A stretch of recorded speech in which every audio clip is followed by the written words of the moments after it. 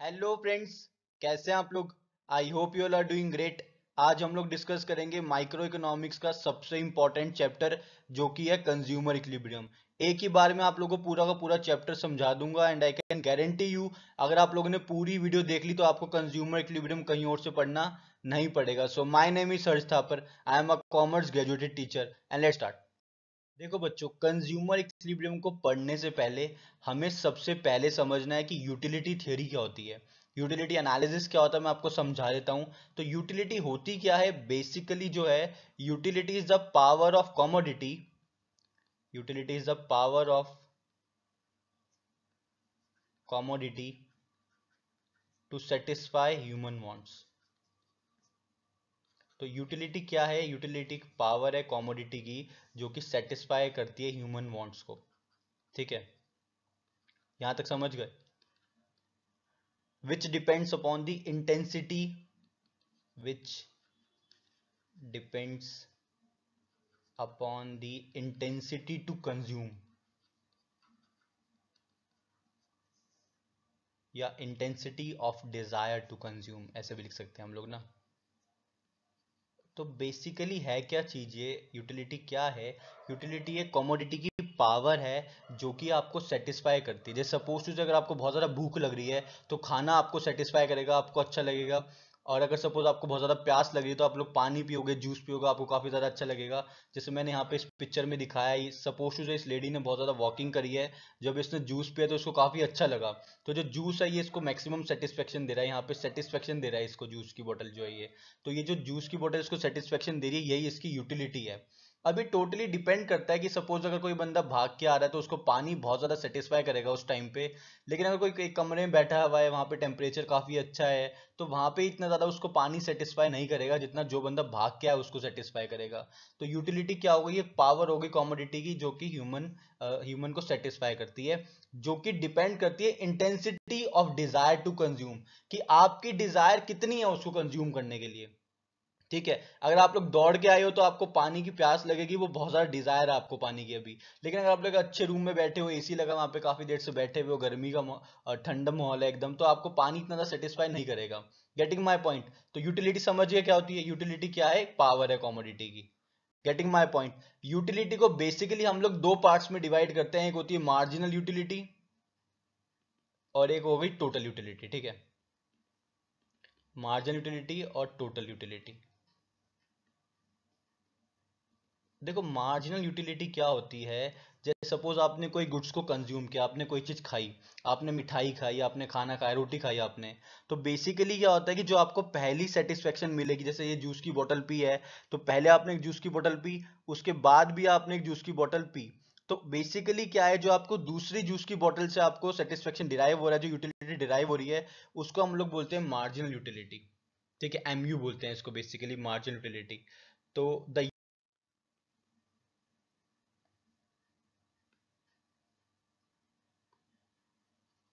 तो बेसिकली क्या हुआ marginal utility? The utility derived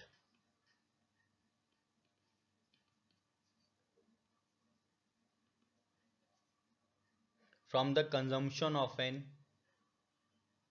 from the consumption of an additional unit of a commodity। जैसे मैंने आपको बताया, सपोज आप भाग के आए हो, दौड़ के आए हो, आप नॉर्मल कमरे में बैठे हो, तो आपने एक जूस की बोतल पी, फिर आपने एक और जूस की बोतल पी ली, तो जो आपने दूसरी जूस की बोतल पी है, जितना वो आपको सेटिस्फेक्शन देती है, जितनी आपकी यूटिलिटी बनती है उससे, उसको हम लोग बोलते हैं मार्जिनल यूटिलिटी। क्या बोलते हैं बच्चों? Marginal utility. अभी जब हम लोग न्यूमेरिकल करेंगे आपको थोड़ा अच्छे से और भी समझ आएगा। टोटल यूटिलिटी क्या होती है? जैसे आपने दो जूस की बोतल पी, तो दोनों ने कंबाइन आपको कितना सेटिस्फेक्शन दिया है उसको हम बोलते हैं टोटल यूटिलिटी। या दोनों की कंबाइन आपको कितनी यूटिलिटी डिराइव हुई है उसको हम बोलेंगे टोटल यूटिलिटी। ठीक है, सो टोटल यूटिलिटी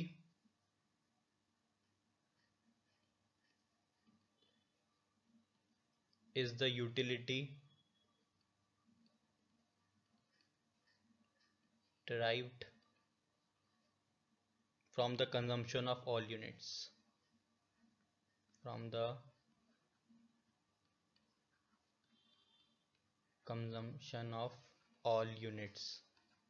ठीक है बच्चों, तो मार्जिनल यूटिलिटी क्या थी? Marginal utility is the utility derived from the consumption of an additional unit, और टोटल यूटिलिटी क्या होगी कि जितना आपने उसको टोटल कंज्यूम किया था। जैसे सपोज टू से मैं आपको थोड़ा एक एग्जांपल के थ्रू यहाँ पे समझा देता हूँ। ठीक है, एग्जांपल के थ्रू इस चीज को समझ लो। जब आपने पहली जूस की बोतल पी तो सपोज आपको नंबर्स में बता रहा हूँ तो 10 की सेटिस्फेक्शन मिली आपको, 10 यूटिल्स की। ठीक है, जब आपने दूसरी जूस की बोतल कंज्यूम करी तो आपको 9 की मिली। ठीक है, तो टोटल यूटिलिटी क्या हो जाएगी? टोटल यूटिलिटी हो जाएगी 19। Getting my point? Total utility क्या होती है? तो बेसिकली क्या है, ये आपका था फर्स्ट, जब आपने जूस की बोतल कंज्यूम करी तो आपको 10 यूटिल्स की सेटिस्फेक्शन मिली। जब आपने सेकंड कंज्यूम करी तो आपको 9 की मिली। टोटल कितनी हो गई? 19। So this is about the utility, marginal utility and total utility. अब हम लोग आगे बढ़ते हैं। देखो बच्चों, नेक्स्ट जो हम पढ़ेंगे वो है law of diminishing marginal utility. ठीक है बच्चों, law of diminishing marginal utility, इसको लॉ ऑफ डीएमयू भी बोल देते हैं, law of diminishing marginal utility. इसका मतलब क्या होता है मैं आपको बेसिकली समझाता हूं। बेसिकली क्या है, जब हम किसी चीज को बार बार कंज्यूम करते हैं ना, एक ही सेम कमोडिटी को जब हम लोग बार बार कंज्यूम करते हैं तो जो हमें सेटिस्फेक्शन मिलती है ना वो धीरे धीरे कम होती रहती है। जैसे सपोज आपने पहले एक ग्लास जूस पिया या एक बॉटल जूस पिया, आपको काफी अच्छा लगेगा, काफी सेटिस्फेक्शन होगी। जब आपने दूसरी बोतल पी तो आपको पहले जितनी सेटिस्फेक्शन नहीं मिलेगी। फिर आपने तीसरी जूस की बोतल पी तो और कम हो जाएगी सेटिस्फेक्शन, फिर चौथी पी तो और कम हो जाएगी, फिर पांचवी हो सकता है आपको पीने का मन ही ना करे, फिर जब कोई छठी ऑफर करेगा बिल्कुल आपका एकदम मन भर जाएगा उस चीज से। तो उसी को बोलते हैं law of diminishing marginal utility. तो बेसिकली लॉ ऑफ डीएमयू यानी कि law of diminishing marginal utility है क्या, इसको समझते हैं हम लोग। The law state,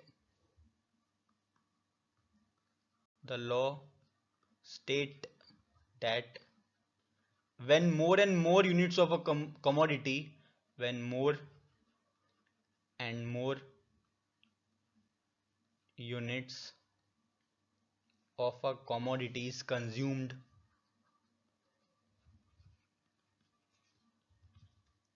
the satisfaction derived from each successive unit, the satisfaction derived from each successive unit goes on decreasing। इसका मतलब ये है बच्चों की जब हम ज़्यादा ज़्यादा एक ही कमोडिटी को कंज्यूम करते हैं तो हमारा जो सेटिस्फेक्शन है वो कम होता रहता है। अगर मैं इसको टेबल और ग्राफ के थ्रू आपको रिप्रेजेंट करूँ तो बच्चों यहाँ पे यूनिट्स हैं और यहाँ पे एमयू है। ठीक है, इसको ध्यान से समझ लो अब टेबल के थ्रू भी। लाइक पहली आपने जब जूस की बोतल पी, जब दूसरी पी, तीसरी पी, चौथी पी, पांचवी पी, छठी पी और सातवीं पी। ठीक है, जब आपने पहली जूस की बोतल पी तो आपको 10 की सेटिस्फेक्शन मिली सपोज टू से। जब दूसरी पी तो ऑब्वियस सी बात है कम हो जाएगी सेटिस्फेक्शन, दूसरी पे 8 की हुई, तीसरी पे 6 की, फिर 4 की, फिर 2 की, फिर 0 हो गई, फिर बिल्कुल आपका मन भर गया, अब तो बिल्कुल ना है एकदम पीने के लिए। अगर इसको हम ग्राफ के थ्रू रिप्रेजेंट करें तो यहाँ पे एक्स एक्सिस होती है, यहाँ पे वाई एक्सिस है बेसिकली, यहाँ पे नेगेटिव एक्स एक्सिस है, ये ओरिजन है यहाँ पे, और ये नेगेटिव वाई एक्सिस है। ठीक है, यूनिट्स का रिप्रेजेंट करते हैं 1 यूनिट, 2 यूनिट, 3 यूनिट, 4 यूनिट और 5 यूनिट। ठीक है, यहाँ पे एम यू को रिप्रेजेंट करेंगे हम लोग 2, 4, 6, 8 और 10। यहाँ पे नेगेटिव कर देते हैं -2, -4। ठीक है, जब हमने 1 यूनिट कंज्यूम करी तो हमें 10 की सेटिस्फेक्शन मिली, तो 1 पे 10, 2 पे हमें मिली 8 की तो 2 पे 8, 3 पे मिली 6 की तो 3 पे 6, 4 पे मिली 4 की तो 4, 5 पे मिली, 5 पे मिली हमें 2 की तो 2, और 6 यूनिट और 7th यूनिट, 6 पे मिली 0 की और 7 पे हमें मिली -2 की, तो -2 यहाँ पे होता है। तो आप लोग अगर इसको ध्यान से देखोगे तो ये नीचे की तरफ जा रहा है। ठीक है, तो एम यू, तो डिमिनिशिंग मतलब ये नीचे की तरफ गिर रहा है, तो इसी को हम लोग बोलते हैं law of diminishing marginal utility. क्या बोलते हैं बच्चों हम इसको? Law of diminishing marginal utility. अब इसके कुछ असेंशियल्स भी हैं और इसके कुछ एक्सेप्शंस भी हैं। ठीक है, कुछ एक्सेप्शंस भी हैं और कुछ असेंशियल्स भी हैं इसके। तो आप लोग इसका स्क्रीनशॉट ले लो ताकि मैं ऊपर का जो पार्ट है थोड़ा सा रफ करके इसी वाली स्लाइड पे आपको समझा दूं सब चीजें मैं।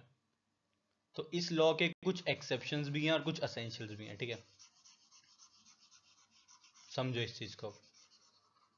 असेंशियल्स और एक्सेप्शंस। असेंशियल मतलब कुछ बातें ज़रूरी हैं इस लॉ को अप्लाई करने के लिए, और कुछ चीज़ें ऐसी जहाँ पे लॉ काम नहीं आता। जहाँ पे लॉ काम नहीं करता है। तो पहले हम लोग इसके असेंशियल्स पढ़ लेते हैं, essentials of the law.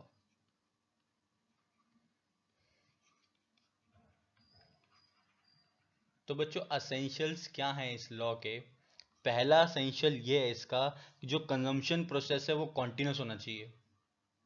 Consumption process should be continuous.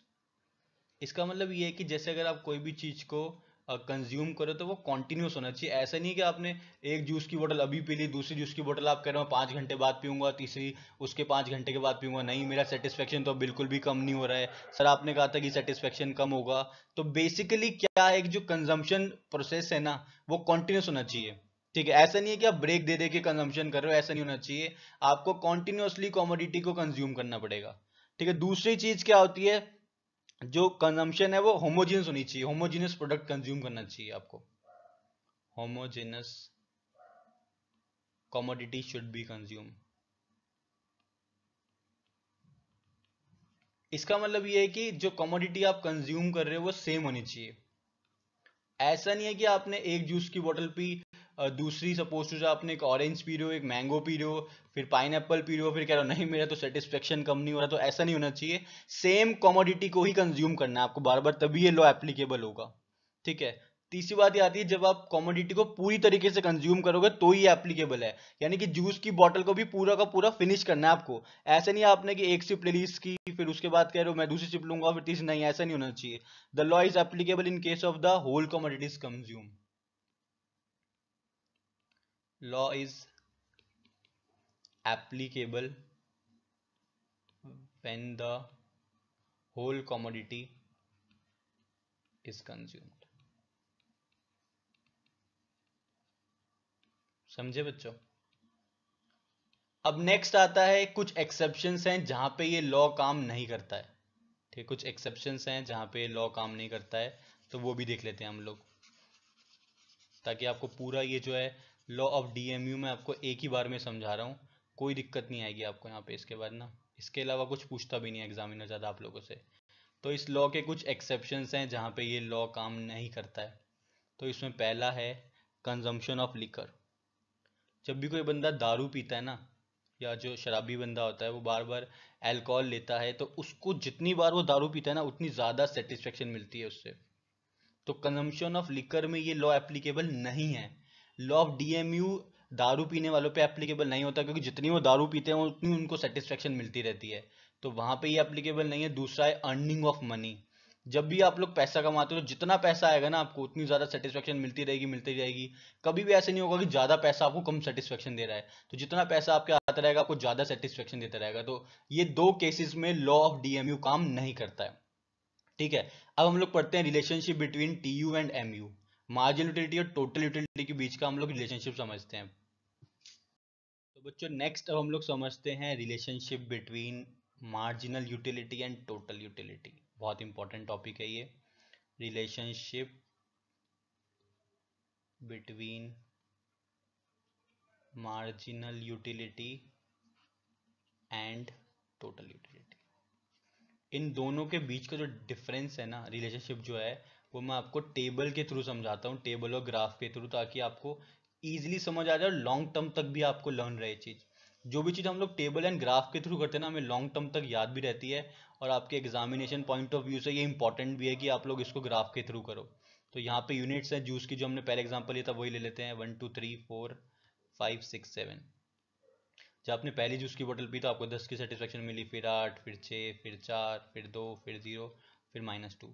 Total utility कैसे निकालते हैं बच्चों? पहले लेवल पे ये एमयू के बराबर होती है, फिर नेक्स्ट लेवल का एमयू प्लस कर दो। 10 + 8 18, 18 + 6 24, 24 + 4 28, 28 + 2 30, 30 + 0 30, 30 - 2 28। अगर मेरे से कोई पूछता है कि अगर मैंने 2 जूस की बोतल पी है तो मुझे कितनी सेटिस्फेक्शन मिली है टोटल, तो 18 की है। ऐसे पर्टिकुलरली होता है ये। ठीक है, तो समझ आ गया कैसे टेबल बनाई है हम लोगों ने। अब ग्राफ बनाते हैं इसका हम लोग। यहाँ पे बच्चों एक्स एक्सिस और यहाँ पे होती है वाई एक्सिस। ये हमारा ओरिजन है। यहाँ पे हम यूनिट्स लिखेंगे 1 यूनिट, 2 यूनिट, 3rd यूनिट, 0 थोड़ा सही से बना लेते हैं, 4th unit, 5th unit, 6th unit और 7th यूनिट। जैसे कि हम लोग जानते हैं कि हमारा एम यू जो है वो नेगेटिव भी होता है, तो इसको हम नेगेटिव भी ले जाते हैं एक बार। तो इसको नीचे तक ले जाते हैं हम लोग। ये 0 है, यहाँ पे -2 है, ठीक है। ये नेगेटिव एक्स एक्सिस है और यहाँ पे ये होती है नेगेटिव वाई एक्सिस। आप लोग एग्जाम में इसको पेंसिल स्केल से बनाना, एग्जाम में इस पेंसिल स्केल से बनाना ताकि कोई दिक्कत ना हो। यहाँ पे यूनिट्स लेते हैं हम लोग 5 का गैप ले लेते हैं, 5, 10, 15, 20,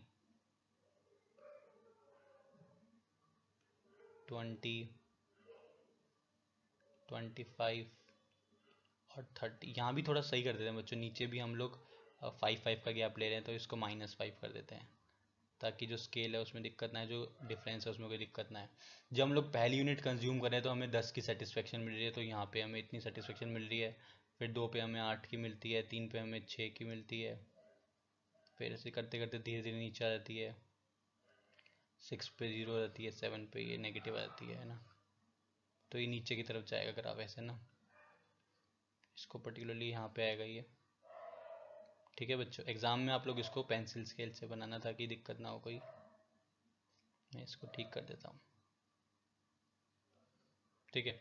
ये एम यू है, टी यू की बात करें तो फर्स्ट लेवल पे ये 10 होता है, 2 पे ये 18 है, तो 18 लगभग लगभग यहाँ पे होगा। फिर थर्ड पे 24 है ये, फिर फोर्थ पे 28 है ये, फिर 5 पे 30 है ये, फिर 6 पे भी 30 है ये, और 7 पे 28 है ये, ठीक है। तो ये कुछ इस तरीके से आता है टी यू का ग्राफ ना ऐसे। ये टी यू का और यहाँ पे एम यू का है। अगर आप लोग ध्यान से देखोगे इन दोनों के बीच में जो आप देखोगे पर्टिकुलरली चीज़ें वो ये है, व्हेन एम यू फॉल्स, जब एम यू गिर रहा है, when M U falls T U increases. इसका मतलब बच्चों ये है कि जब एम यू गिर रहा है तो टी यू बढ़ रहा है। आप लोग देखो यहाँ पे 10 से 8, फिर 6, फिर 4, फिर 2, जब भी गिर रहा है तो टी यू बढ़ रहा है, 10, 18, 24, 28 तो बढ़ रहा है बेसिकली ऐसे, ठीक है बच्चों। When M U become zero, जब एम यू जीरो हो जाता है तो टी यू अपने मैक्सिमम पॉइंट पे होता है, T U is at its maximum point.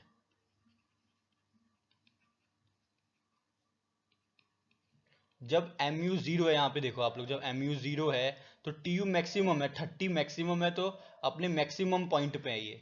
When M U becomes negative, when M U becomes negative T U starts falling, T U starts falling. तो basically third बात क्या निकल के आई, जब टी यू नेगेटिव होता जाए, जैसे आप लोग यहाँ देख रहे हो कि 0 से -2 हुआ तो ये गिरने लग गया, टी यू 30 से 28 हो गया, नीचे गिरने लग गया। तो बेसिकली ये तीन रिलेशनशिप है इन दोनों के बीच में। When M U falls T U increases, जब स्टार्टिंग में एम यू गिर रहा है तो टी यू बढ़ रहा है, ठीक है, आप लोग को दिख रहा है यहाँ पे। और जब एम यू जीरो हो जाता है, when mu becomes zero, मैंने यहाँ जीरो लिखा नहीं, लिख देता हूँ, when mu becomes zero tu is at its maximum point। जब mu जीरो हो जाता है तो tu अपने मैक्सिमम पॉइंट पे होता है। और जब mu becomes नेगेटिव, जब mu नेगेटिव हो जाता है तो tu फॉल करना शुरू करता है। ये आप टेबल के थ्रू भी देख सकते हो और ग्राफ के थ्रू भी देख सकते हो। यहाँ पे देखो बच्चों, जब mu गिर रहा है नीचे, देखो mu की लाइन नीचे जाएगी तो tu की लाइन ऊपर जा रही है। जब mu जीरो हो गया, यहाँ पे देखो, इधर यहाँ पे mu जीरो है तो tu अपने मैक्सिमम पॉइंट पे, इधर मैक्सिमम पॉइंट है tu का ये, ठीक है। और जब mu नेगेटिव होना शुरू हो गया, जब mu नीचे जाना शुरू हो गया, इधर की तरफ जाना शुरू हो गया, नीचे की तरफ यहाँ पे, तो tu फॉल होना शुरू हो गया, tu फॉल होना शुरू हो गया। तो ये तीन रिलेशनशिप है mu एंड tu के बीच में, marginal utility and total utility के बीच में। अब हम लोग आगे बढ़ते हैं बच्चों। जो हमें नेक्स्ट पढ़ना है वो है हमारा consumer equilibrium through utility analysis. Consumer equilibrium through utility analysis. तो यूटिलिटी एनालिसिस के थ्रू हमें कंज्यूमर इक्विलिब्रियम को समझना है। बेसिकली यहाँ पे हमारे पास दो चीज़ आती है, when consumer consumes only single product या single good, consumer consumes single commodity, वो एक ही कमोडिटी कंज्यूम कर रहा है, ठीक है। और दूसरा केस आता है when consumer consumes two commodities. देखो इसके ज़्यादा अगर हम आगे भी बढ़ेंगे तो 3 कमोडिटीज़, 4 कमोडिटीज़, वो सब आपके सिलेबस में नहीं है। हमें सिर्फ सिंगल कमोडिटी और 2 कमोडिटीज़ तक के केसेस को समझना है, यही हमारे लिए इम्पोर्टेंट है। तो हम लोग एक एक करके इस चीज को समझते हैं कि जब कंज्यूमर सिंगल कमोडिटी को कंज्यूम करता है तो क्या होता है, और जब कंज्यूमर दो कमोडिटीज को कंज्यूम करता है तो क्या सिचुएशन बनती है। ठीक है, तो पहले हम लोग इसकी डेफिनेशन पढ़ लेते हैं कि कंज्यूमर इक्विलिब्रियम होता क्या है। तो बच्चों, consumer equilibrium is a situation where consumer consumes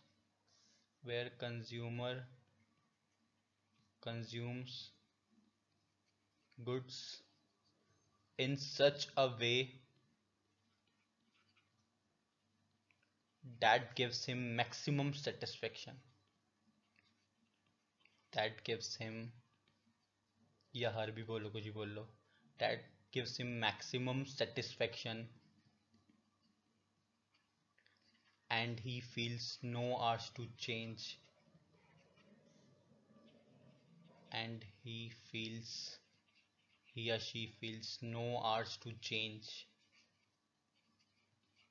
इसका मतलब ये है बच्चों की, कंज्यूमर इक्विलिब्रियम एक ऐसी सिचुएशन है जहां पे कंज्यूमर गुड्स को इस तरीके से कंज्यूम करता है जो कि उसको मैक्सिमम सेटिस्फेक्शन देता है और वो आगे नहीं बढ़ना चाहता उससे, and he feels no urge to change. ठीक है बच्चों, इसके अलावा हमें ना कंज्यूमर इक्विलिब्रियम को इंडिफरेंस कर्व के थ्रू भी समझना है। Consumer equilibrium through indifference curve approach, through IC curve approach भी बोलते हैं, indifference curve approach, IC curve या इंडिफरेंस कर्व अप्रोच, इसको हम लोग लास्ट में पढ़ेंगे। अभी हम लोग समझते हैं when consumer consumes single commodity और when consumer consumes two commodity तो क्या निकल के आता है कंज्यूमर इक्विलिब्रियम। ठीक है बच्चों, एक एक करके पढ़ते हैं इसको हम लोग अब। सो जो हमारा पहला केस है, when consumer consumes single commodity, when consumer consumes single commodity, जब वो एक ही कमोडिटी को कंज्यूम कर रहा है तो क्या बनता है हमारा कंज्यूमर इक्विलिब्रियम।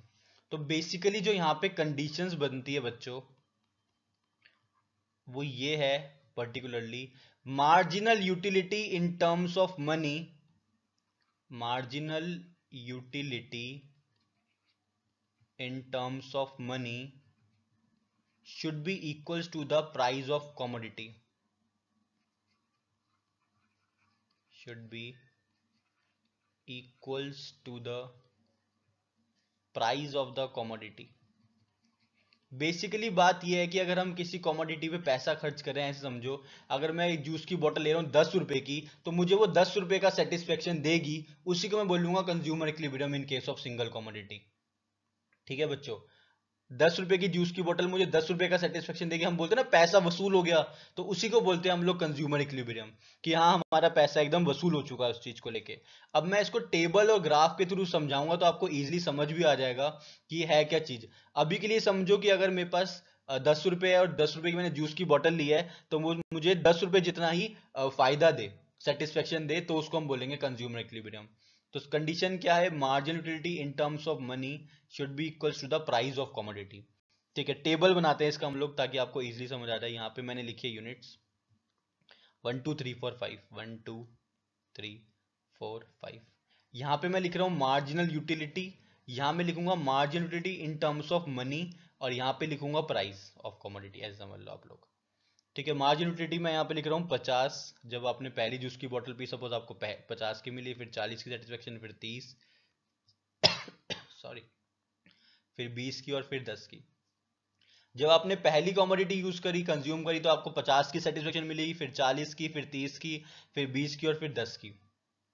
यहां पे मैं एक छोटा सा नोट भी बना देता हूं कि जो ये 1 रुपए में मैंने मान लिया 10 यूटिल्स आते हैं, 1 रुपए मैंने बोल दिया 10 यूटिल्स आते हैं, मतलब ये जो सेटिस्फेक्शन मैंने यहाँ पे लिखी है 50 40 30 20 और 10, ये यूटिल्स में लिखी है, मनी की टर्म्स में नहीं लिखी मैंने, ये मैंने यूटिल्स की टर्म में लिखी है। अगर मैं इसको मनी की टर्म्स में निकालना चाहूंगा तो 10 से डिवाइड कर दो, 1 रुपए में 10 यूटिल आती है, ऐसा मैंने मान लिया है। तो ये जाएगा 5, जब इसको आप 10 से डिवाइड करोगे फिर हो जाएगा 4, फिर हो जाएगा 3, फिर हो जाएगा 2, फिर हो जाएगा 1। तो पहला नोट ये हमने एज्यूम कर लिया है कि 1 रुपए में 10 यूनिट आती है। दूसरा ये है कि जो प्राइस है कमोडिटी का वो 3 रुपए, ये हमने मान लिया।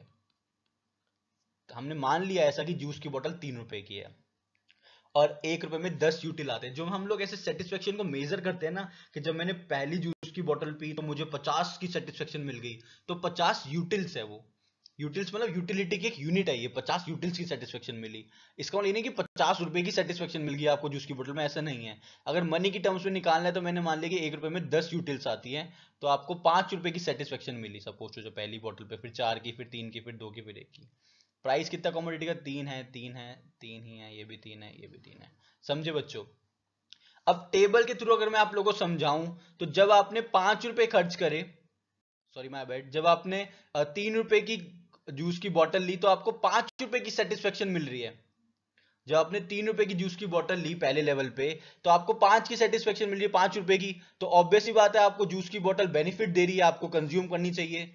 जब आपने दूसरी जूस की बोतल कंज्यूम करी तो आपको 4 की सेटिस्फेक्शन मिल रही है, वेरी गुड। अभी भी ज्यादा है आपकी, मतलब प्राइस से ज्यादा की आपको सेटिस्फेक्शन मिल रही है। जब आपने थर्ड यूनिट कंज्यूम करी, तीसरी जूस की बोतल पी, तो आपको 3 रुपए में 3 रुपए की सेटिस्फेक्शन मिल रही है, ये भी ठीक है, बराबर की मिल गई है। जब आपने चौथी यूनिट कंज्यूम करी तो 3 रुपए के प्राइस में आपको सिर्फ 2 रुपए की सेटिस्फेक्शन मिल रही है। तो चौथी यूनिट तो मैं कंज्यूम नहीं करने वाला, और पांचवी तो बिल्कुल भी नहीं करूंगा। इसका मतलब यह है कि कंज्यूमर को जो इक्विलिब्रियम हो रहा है वो इस वाली जगह पे हो रहा है।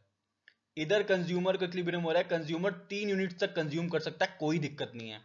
जब उसने पहली यूनिट कंज्यूम करी थी 3 रुपए की, तो उसको 5 रुपए की सेटिस्फेक्शन मिल रही थी, यहाँ पे देखो इधर 5 रुपए की मिल रही थी। जब दूसरी करी तो 3 रुपए के प्राइस पे 4 रुपए की सेटिस्फेक्शन मिली। जब तीसरी करी तो 3 रुपए तक की सेटिस्फेक्शन मिल गई, बराबर तक मिल गई है। तो 3 जूस की बोतल पीना बिल्कुल ठीक है, बिल्कुल जायज है एकदम। लेकिन चौथी और पांचवी पे जाना गलत है बिल्कुल। तो आप प्राइस ज्यादा पे कर रहे हो और सेटिस्फेक्शन आपको कम मिल रही है उन केसेस में। ठीक है बच्चों? अगर मैं इसको टेबल के थ्रू समझाऊं, सॉरी ग्राफ के थ्रू समझाऊं, तो यहाँ पे आप ग्राफ भी देख सकते हो इसका। ये एक्स एक्सिस है, वाई एक्सिस है, ये ओरिजिन है यहाँ पे पर्टिकुलरली। ये प्राइस तो मैंने सेम ही रखा है, तो प्राइस की लाइन बिल्कुल स्ट्रेट जाएगी, और जो मार्जिनल यूटिलिटी है वो नीचे की तरफ जाती है, तो वही ऐसे जा रही है मार्जिनल यूटिलिटी। ठीक है बच्चों? यहाँ अगर आप लोग ग्राफ के थ्रू समझोगे, तो यहाँ पे एम यू जो है वो प्राइस के इक्वल, एम यू एम लिया मैंने, ठीक है, marginal utility in terms of money है। अब बच्चों अगर आप लोग ध्यान से देखोगे, मेरी बात को ध्यान से समझोगे, ठीक है, पहले यहाँ मैं लिख देता हूँ, ये प्राइस है यहाँ पे, सॉरी माय बैड, ये यूनिट्स है यहाँ पे नीचे यूनिट्स है, यूनिट्स ऑफ कमोडिटी है यहाँ पे, और यहाँ पे प्राइस और एम यू है, प्राइस और एम यू है यहाँ पे। ठीक है, अब आप लोग ग्राफ के थ्रू एकदम ध्यान से समझो इस चीज को, कि जब आप यहाँ पे देखो, यहाँ पे इस केस में आपका एम यू ज्यादा है प्राइस से, मतलब आप प्राइस कम पे कर रहे हो, सेटिस्फेक्शन ज्यादा मिल रहा है, तो आपको यूनिट्स कंज्यूम करनी चाहिए, ऑब्वियस सी बात है, बिल्कुल कंज्यूम करो। यहाँ पे आपका एमयू और प्राइस दोनों इक्वल है, और नीचे जब आप लोग जा रहे हो, तो आपका जो प्राइस है वो, रुको मैं कलर चेंज करता हूँ इसका।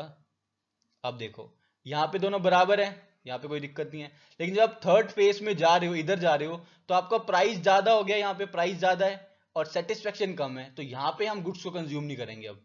ठीक है, समझ गए बच्चों? तो कंज्यूमर इक्विलिब्रियम कहाँ हो गया? कंज्यूमर इक्विलिब्रियम इस केस में हो गया, यहाँ पे कंज्यूमर इक्विलिब्रियम हो गया है, जब दोनों बराबर है, एम यू एम और प्राइस इक्वल है, वहां पे हमें कंज्यूमर इक्विलिब्रियम हो चुका है। ये मैंने आपको ग्राफ के थ्रू भी समझा दिया है।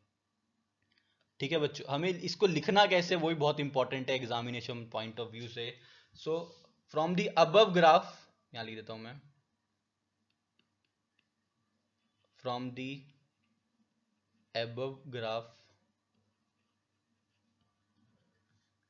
when mu is more than price, it means satisfaction is more than price, then consumer will consume goods, then consumer will consume goods more and more, और गुड्स को कंज्यूम करेगा वो। ठीक है, धीरे धीरे जब वो बराबर से भी नीचे आ जाएगा, when price is more than mu, मतलब ज्यादा पैसे पे कर रहा है, कम सेटिस्फेक्शन मिल रहा है, then consumer will not consume goods, consumer will not consumes या consume goods. It means conclusion ये निकल के आ रहा है कि कंज्यूमर को तभी सेटिस्फेक्शन होगा जब एमयू और प्राइस दोनों इक्वल होंगे। अगर हम लोग इस ग्राफ के थ्रू बात करें, इस टेबल के थ्रू बात करें, या इस सिचुएशन के थ्रू बात करें, तो यहाँ पे उसको सेटिस्फेक्शन मिल रहा है थर्ड यूनिट पे। जब वो 3 जूस की बोतल या 3 यूनिट्स को कंज्यूम कर रहा है तो उसको मैक्सिमम सेटिस्फेक्शन मिल रहा है, वहीं पे उसका इक्विलिब्रियम हो रहा है। समझे मेरी बात को? तो बच्चों ये था consumer equilibrium in case of single commodity. अब हम लोग समझते हैं consumer equilibrium in case of to commodities. Now the second case when the consumer consumes two commodities. When the consumer consumes two commodities. जब कंज्यूमर दो commodities को consume करता है तो क्या सिचुएशंस बनती है, वो हमें समझना है। अब इसके अंदर ही बच्चों दो चीजें आती हैं कि जो वो दो कमोडिटीज कंज्यूम कर रहा है उन दोनों के प्राइस सेम है या उन दोनों के प्राइस डिफरेंट है। ठीक है, तो पहला केस क्या हो गया, मतलब when price of both the commodities is same.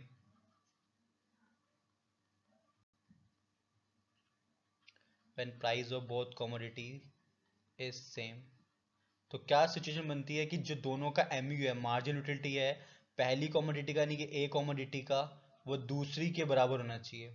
In short अगर मैं दो गुड्स को कंज्यूम कर रहा हूँ यार, अगर मैं जूस की बोतल पी रहा हूँ और साथ में मैं कोई कोल्ड ड्रिंक पी रहा हूँ, तो दोनों मुझे बराबर की सेटिस्फेक्शन देंगी तो मैं कंज्यूम करूंगा। ठीक है, अगर कोई मुझे कम या ज्यादा होगी तो मुझे दिक्कत हो जाएगी उस केस में। When price of both commodity is different,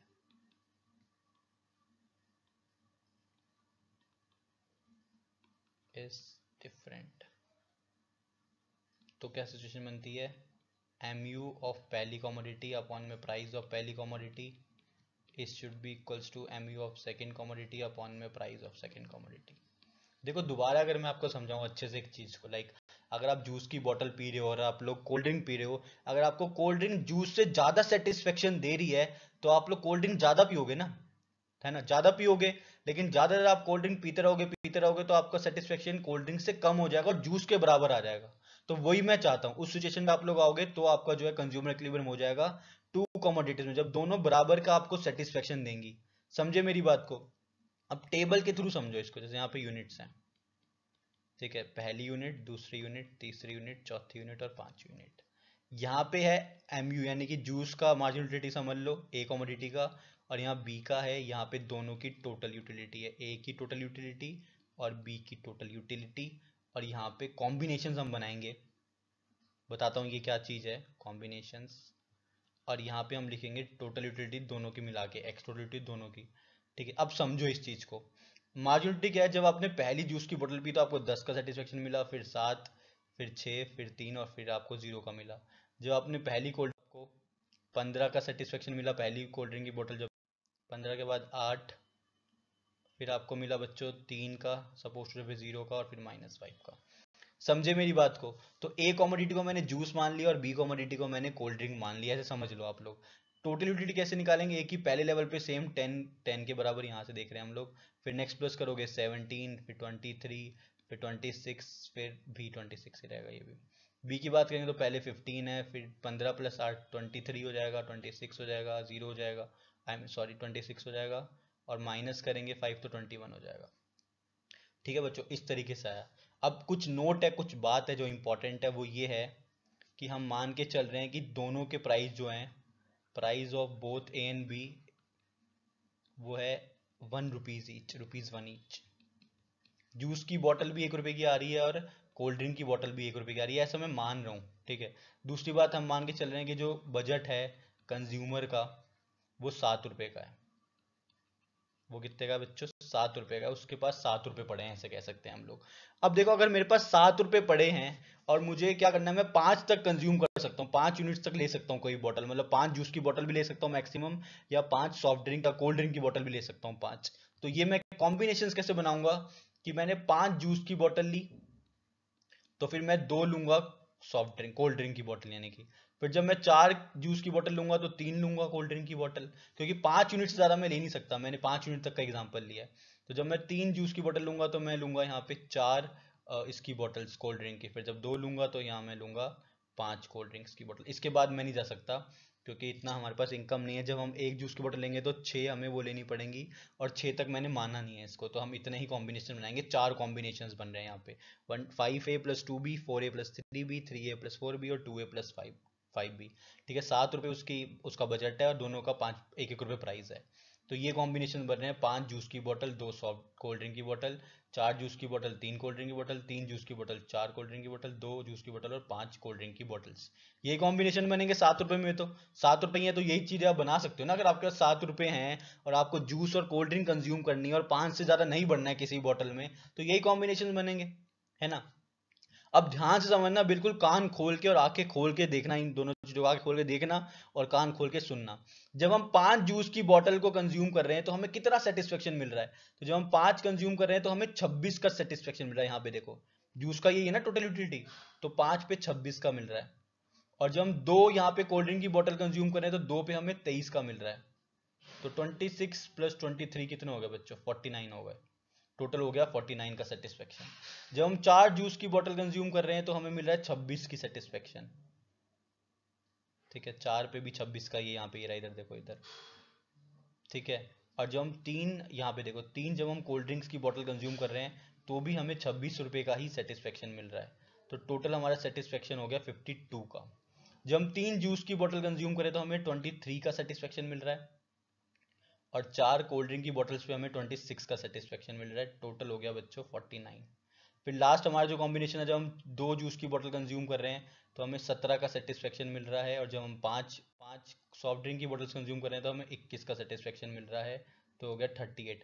अब मुझे बताओ हाईएस्ट कहाँ मिल रहा है हमें इन सब में? तो हाईएस्ट हमें मिल रहा है यहाँ पे, 52 का सेटिस्फेक्शन मिल रहा है। तो कंज्यूमर ये वाले कॉम्बिनेशन को सिलेक्ट करेगा, यानी कि वो 4 जूस की बोतल, 4 पहली कॉमोडिटी कंज्यूम करेगा और 3 दूसरी कॉमोडिटी को कंज्यूम करेगा, क्योंकि यहीं पे उसको मैक्सिमम सेटिस्फेक्शन मिल रहा है।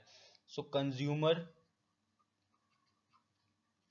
विल गेट मैक्सिमम सेटिस्फेक्शन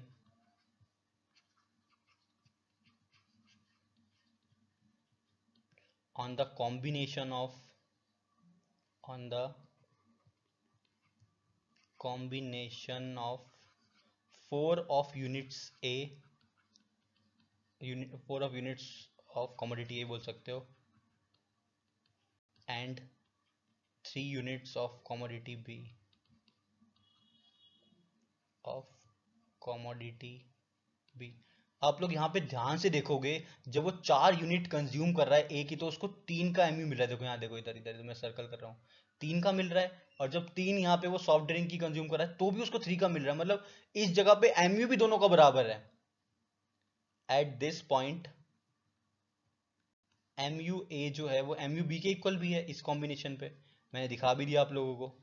तो ये था consumer equilibrium in case of two commodity, या when consumer consumes two commodities. हम लोग आगे बढ़ते हैं, इसको एकदम ध्यान से समझ लो, स्क्रीनशॉट ले लो। कोई डाउट आएगा तो कमेंट करके जरूर बताना, ताकि मैं हेल्प भी कर सकूं। आगे बढ़ते हैं हम लोग। अब जो हमें पढ़ना है बच्चों वो है consumer equilibrium through indifference curve approach. Consumer equilibrium, ये हमारा लास्ट केस है कंज्यूमर इक्विलिब्रियम का और इस चैप्टर का, consumer equilibrium through indifference curve approach. इसको समझने से पहले हमें समझना पड़ेगा कि इंडिफरेंस कर्व होता क्या आखिरकार।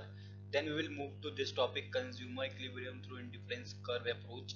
तो इंडिफरेंस कर्व है क्या बच्चों? Indifference curve is a curve,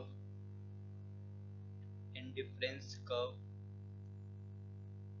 is a curve which shows all the possible combination, all the possible combination of two goods, all the possible combinations of two goods which a consumer can buy। ठीक है बच्चों, तो indifference curve एक ऐसा curve है जो कि represent करता है, जो कि शो करता है सारे ऐसे कॉम्बिनेशंस दो गुड्स के जो एक कंज्यूमर खरीद सकता है। ठीक है, इसको बनाते कैसे, इसका ग्राफ कैसे बनता है? ऐसे बनता है इसका graph, it is convex to the origin. ठीक है बच्चों, ये कॉन्वेक्स टू दी ओरिजिन होता है इंडिफरेंस कर्व। ठीक है, यहाँ पे एक्स एक्सिस है, वाई एक्सिस है, इधर यूनिट्स होती हैं। ठीक है बच्चों, ये जीरो पे ओरिजिन यहाँ पे, और ये आईसी कर्व है इधर। ठीक है, तो इसकी कुछ प्रॉपर्टीज भी होती है इंडिफरेंस कर्व की, वो भी पढ़ लो, काम आ जाएगी आपके। Properties of indifference curve. पहली प्रॉपर्टी ये है बच्चों, अच्छा ये समझो ये इंडिफरेंस कर्व है क्या। देखो इंडिफरेंस कर्व बेसिकली ये है कि जैसे अगर मेरे पास मेरा बजट है 10 रुपए का, 20 रुपए का, जितने का मेरा बजट है, सपोज 10 रुपए का मेरा बजट है, तो मैं क्या कर सकता हूँ, मैं दो कमोडिटी खरीदना चाहता हूँ, मैक्सिमम हमने दो ही लिया यहाँ पे, तो मैं दो कमोडिटी खरीद सकता हूँ। तो बेसिकली होगा क्या, अगर मेरे पास लिमिटेड बजट है तो मुझे अगर दूसरी कमोडिटी को लेना है तो पहली को थोड़ा सा सेक्रीफाइस करना पड़ेगा, ये तो ऑब्वियस सी बात है ना। जैसे सपोज आपके पास 10 रुपए हैं और आप दो कमोडिटीज ले सकते हो जिनका प्राइस सपोज ₹1 ईच है, दोनों का प्राइस ₹1 ईच है सपोज टू से, ठीक है। या तो ये कॉम्बिनेशन बनाओ कि आप 10 की 10 यूनिट ये वाली प्रोडक्ट ले लो, ये suppose a unit A product है, ये बी है कमोडिटी, आप 10 की 10 ए ले लो, बी मत लो, है ना। या हो सकता है 9 ये ले लो, एक ये ले लो, 8 ये ले लो, 2 ये वाला ले लो, क्योंकि 10 रुपए तक ही आपका बजट है। तो बेसिकली आप लोग यहाँ देख रहे हो, हर एक को जैसे आपको यहाँ पे गेन करना है, बी की एक आपको कमोडिटी लेनी है, तो आप ए को सेक्रीफाइस कर रहे हो, ए को सैक्रिफाइस कर रहे हो, इसलिए डिफरेंस कर्व नीचे जाता है। लेकिन जब आपका बजट बढ़ जाएगा, जब आपका बजट सपोज टू से 20 रुपए का हो जाएगा, तो आप ए और बी कमोडिटी को ज्यादा ज्यादा बाय कर सकोगे अब, है ना। हो सकता है 20 तक जाओगे, यहाँ 0, फिर 19 पे 1, मतलब जैसे ही आपका बजट बढ़ा, आपका इंडिफरेंस कर्व भी आगे की तरफ शिफ्ट हो जाएगा, वो इधर आ जाएगा, इस तरफ देखो ऐसे आ जाएगा, वो IC1 बन जाएगा वो, क्योंकि आपका बजट बढ़ चुका है, तो आपका जो कर्व है वो आगे की तरफ शिफ्ट हो जाएगा। सिमिलरली अगर आपका बजट कम हो गया तो ये कर्व आपका पीछे की तरफ भी आ सकता है, ठीक है। अगर बजट कम हो गया तो ये ऐसे पीछे की तरफ भी आ जाएगा आपका ये कर्व। तो ये बेसिकली ऐसा रहता है। तो प्रॉपर्टीज क्या है इंडिफरेंस कर्व की, indifference curve is downward sloping, indifference curve is downward sloping. जो ये इंडिफरेंस कर्व आपको दिख रहा है, ये डाउनवर्ड स्लोपिंग होता है from left to right. Downward sloping क्यों होता है, इसका रीजन ये, क्योंकि अगर आपको एक प्रोडक्ट को खरीदना है, एक कमोडिटी को खरीदना है, तो आपको दूसरी को सेक्रीफाइस करना पड़ेगा, क्योंकि आपका बजट लिमिटेड है, ठीक है। आपका बजट क्या है, लिमिटेड है।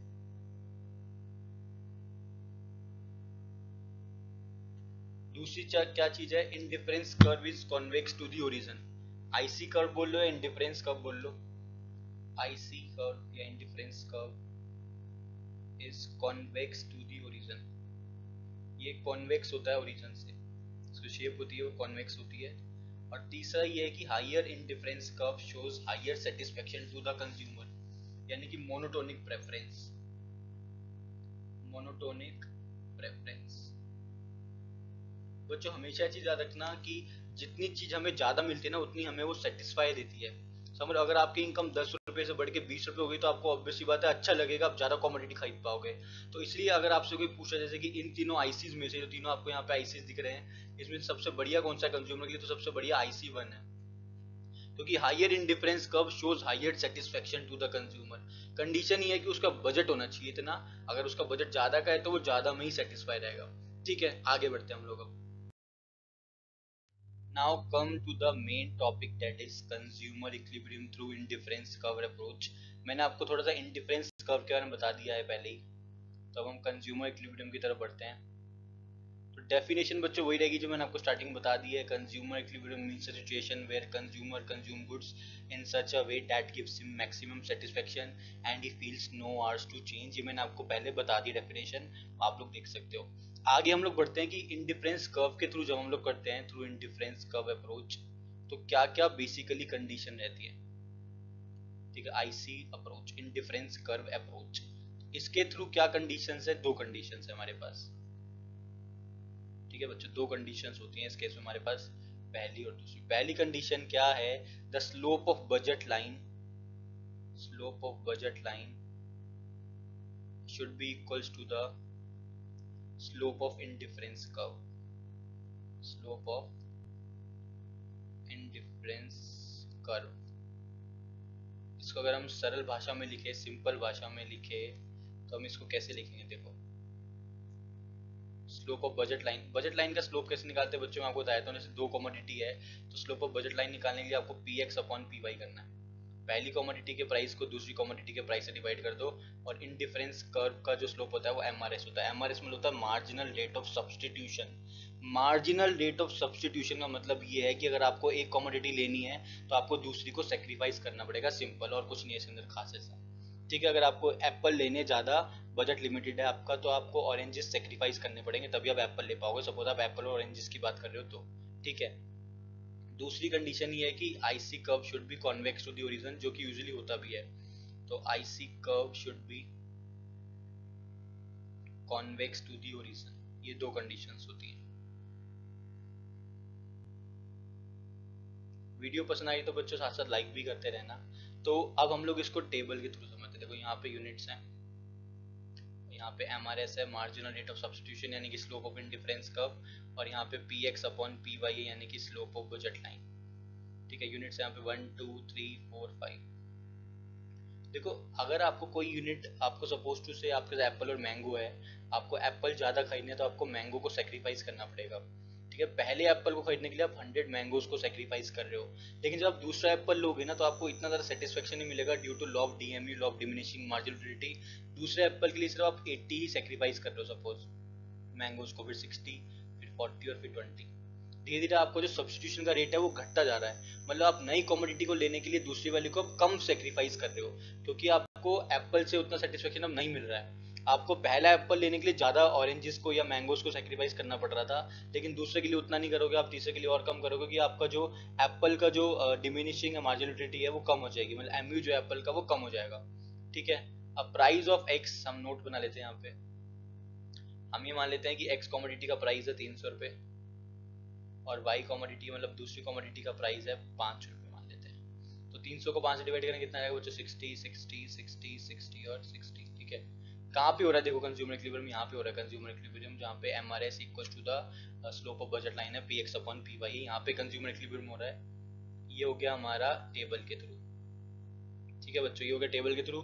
ग्राफ के थ्रू भी समझ लो एक बारी ना, जैसे ये ग्राफ है, यहाँ पे एक्स एक्सिस है, ये वाई एक्सिस है, ये ओरिजिन है, ये बजट लाइन है। बजट लाइन ऐसे जाती है स्ट्रेट। ठीक है, इंडिफरेंस कर्व बनाते हैं हम लोग, ये पहला इंडिफरेंस कर्व है, ये इंडिफरेंस कर्व एक, ये दूसरा इंडिफरेंस कर्व है, और यहाँ पे तीसरा है। ठीक है, ये IC1 है नीचे वाला, ये IC2 है, और ये IC3 है। ठीक है बच्चों, यहाँ पे कॉमोडिटी एक्स है और इधर कॉमोडिटी वाई है। ठीक है, अब देखो पर्टिकुलरली यहाँ पे टच हो रही है MRS equal to price of commodity, यहाँ भी हो रहा है, यहाँ 3 जगह पे हो रहा है। ये E पॉइंट है, ये A पॉइंट है, ये B पॉइंट है। अब कंज्यूमर को इक्विलिब्रियम तीनों में से किसी भी पॉइंट पे हो सकता है, E पे भी हो सकता है, A पे भी हो सकता है, B पे भी हो सकता है ना, ये देखो इस पे भी हो सकता है, इस पे भी हो सकता है, और B पे भी हो सकता है। तो कंज्यूमर को एक्चुअल में कहाँ पे होगा इक्विलिब्रियम, इस चीज को हमें समझना पड़ेगा। इस चीज को समझो। अब देखो now from the graph we can से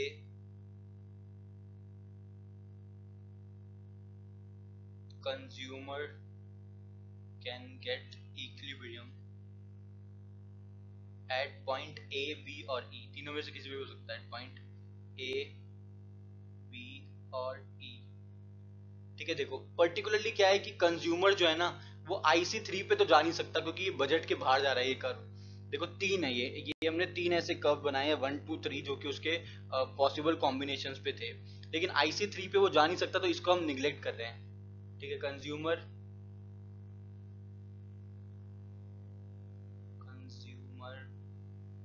will not attain equilibrium at IC3 because it is beyond his budget, beyond his budget। दूसरी बात यह है कि कंज्यूमर ए और बी पे भी इक्विलिब्रियम नहीं लेगा, क्योंकि जो पॉइंट ए और पॉइंट बी है वो IC1 पे, वो नीचे वाले IC कर्व पे है। जो पॉइंट ई है वो IC2 पे, मतलब ऊपर है, यानी कि वो ज्यादा सेटिस्फेक्शन देगा। मैंने अभी आपको बताया था जो जितना ज्यादा हाइयर होगा IC कर्व उतना ज्यादा सेटिस्फेक्शन देगा कंज्यूमर को। सो consumer will not attain equilibrium at A or B, at point A or B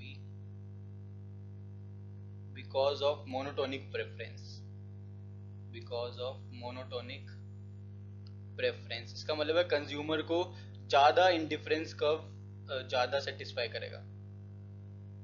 ठीक है बच्चों, सो consumer will attain equilibrium at IC2 and on the point E। ठीक है, consumer will attain equilibrium at point E point ई पे consumer को equilibrium हो जाएगा, जहाँ पे जो स्लोप ऑफ बजट लाइन है वो स्लोप ऑफ इंडिफरेंस कर्व के इक्वल भी है। इस जगह पे दोनों का जो स्लोप है वो बराबर भी है, दोनों टच कर रहे हैं, तो इस जगह पे कंज्यूमर को इक्विलिब्रियम हो जाएगा। So this is about the consumer equilibrium through indifference curve approach, and this is about all of this chapter. अगर किसी भी टॉपिक में कोई दिक्कत आ रही तो आप लोग मेरे से नीचे कमेंट करके जरूर पूछना, ठीक है बच्चों। आई होप आप लोगों को कंज्यूमर इक्विलिब्रियम पूरा अच्छे से समझ आ गया है। कोई भी डाउट आ रहा है नीचे कमेंट करके पूछो, मैं आपको नेक्स्ट सेशन में डिमांड कराऊंगा, ठीक है बच्चों। तब तक के लिए all the very very best.